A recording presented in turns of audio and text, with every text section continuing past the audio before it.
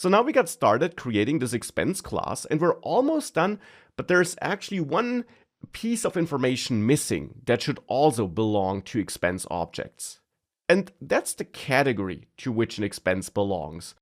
Because in this finished app which we're building, every expense has a category attached to it, which is important for that chart that will be built. Because that chart groups expenses by category. So therefore here I also want to store some category information in my expense class. And you could now of course say that you want to have a category property which is of type string. This would allow us to add categories as string values to these expenses as we create them.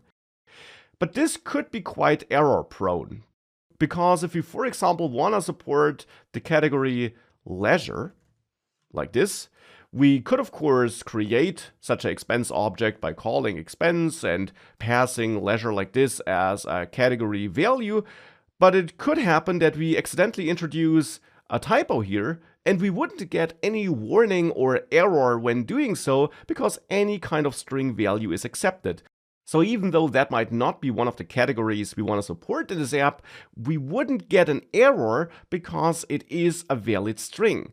It just wouldn't show up in our chart because there we might not look for this category because it contains a typo.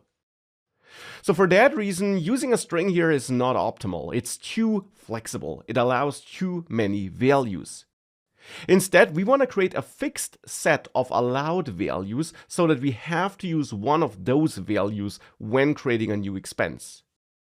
And for that, we can create a new value that contains all these allowed values with another special Dart feature, the enum feature, the enum keyword.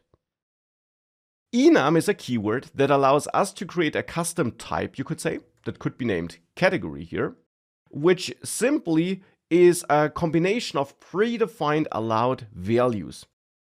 You define those allowed values between opening and closing curly braces. So this simply is the enum syntax in Dart. And then here between those opening and closing curly braces, you list your enum values. For example, here for the expense categories that we want to support, in this app here, I want to have food, travel, leisure, and work. And of course, you could add more, though these will be the categories I will later output in my chart. So with that, we're simply saying that in this project, in this Dart project, in this app here, we want to have a custom type category that supports these possible values. Please note that these values are not wrapped in quotes, so we don't have string values here technically, but nonetheless, this entire syntax here is recognized by Dart and treats these values kind of like string values. You will see how we can access them as text later on in this section. But now with that, we can use category as a custom type here for this category value in our expense class. And now, of course, we also want to accept categories as input values. And for this here, I will also accept a category parameter, a named category parameter, which is required.